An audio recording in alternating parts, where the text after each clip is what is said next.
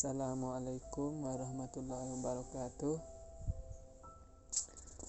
Perkenalkan kami terlebih dahulu Makul Filsafat Pendidikan Dosen Pengampu Nurficha Andriyawati MPD, anggota kelompok kami. Yang pertama, Mr. Khalid Abu dengan NIM 1822211002. Yang kedua, Mr.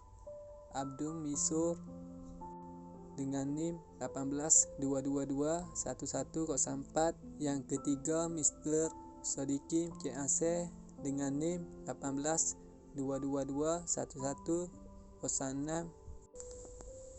Jadi video kali ini membahaskan pemikiran pendidikan Kiai Haji Ahmad Dahlan. Pembahasan 1. Biografi singkat Kiai Haji Ahmad Dahlan. Yang kedua, konsep pemikiran Kiai Haji Ahmad Dahlan. Yang ketiga, penutur Kiai Haji Ahmad Dahlan. Yang pertama, biografi singkat. Biografi Kiai Haji Ahmad Dahlan. Nama lengkap Muhammad Darwis, lahir Kauman, Yogyakarta, 1 Agustus 1868, wafat 23 Februari 1923, Yogyakarta. Anak ke-4 dari 7 orang bersaudara. Gelar Pahlawan Nasional. Pemerintah Indonesia menetapkan sebagai Pahlawan Nasional tahun 1961. Sesilah keluarga Kiai Haji Ahmad Dahlan.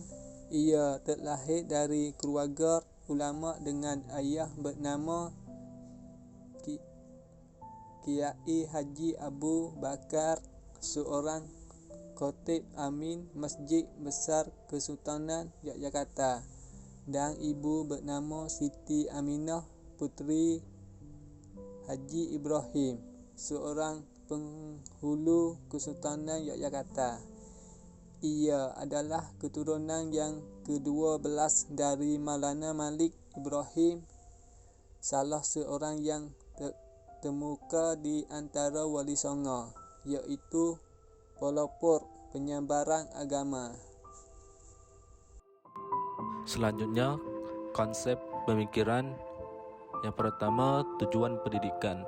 Tujuan pendidikan tersebut merupakan pembaharuan dari tujuan pendidikan yang saling bertentangan pada saat itu, yaitu pendidikan pesantren dan pendidikan sekolah model Belanda.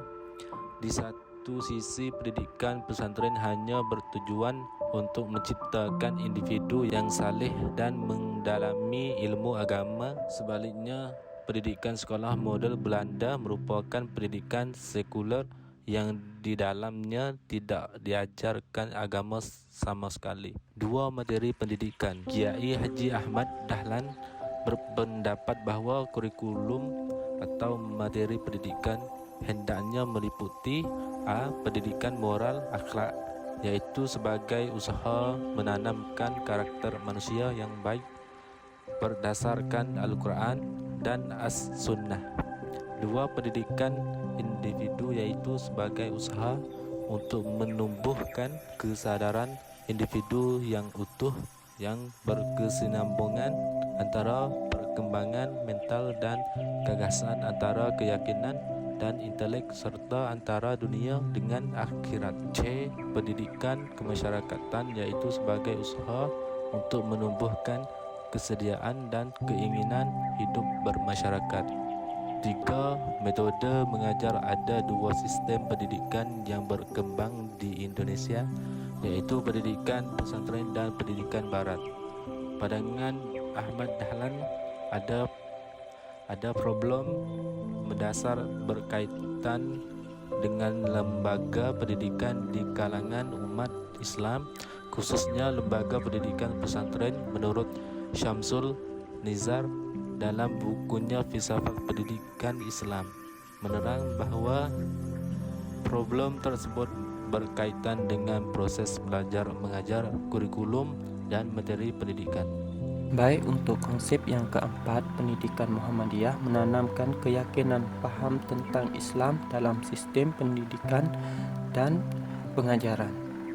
Penerapan sistem pendidikan Muhammadiyah ini ternyata membawa hasil yang tidak ternilai harganya bagi kemajuan bangsa Indonesia pada umum dan khususnya umat Islam di Indonesia. Baik, untuk konsep yang kelima, peserta didik Muhammadiyah berusaha mengembalikan ajaran Islam pada sumbernya, iaitu Al-Quran dan Hadis. Muhammadiyah bertujuan meluaskan dan mempertinggi pendidikan agama Islam sehingga terwujud masyarakat Islam yang sebenarnya. Untuk mencapai tujuan itu, Muhammadiyah mendirikan sekolah-sekolah yang tersebar di seluruh Indonesia. Baik, untuk terakhir penutup, pemikiran Kiai Haji Ahmad Dahlan telah membawa pembaruan dalam bidang pembentukan lembaga pendidikan Islam yang semula bersistem pesantren menjadikan sistem klasikal, di mana dalam pendidikan klasikal tersebut dimaksudkan pelajaran umum ke dalam pendidikan madrasah.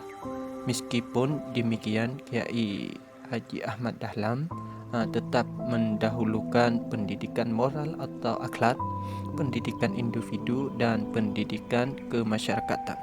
Sekalian dari kelompok kami, jika ada kekurangan atau kesalahan, kami mengucapkan mohon maaf. Wabillahi taufiq wal hidayah. Assalamualaikum warahmatullahi wabarakatuh.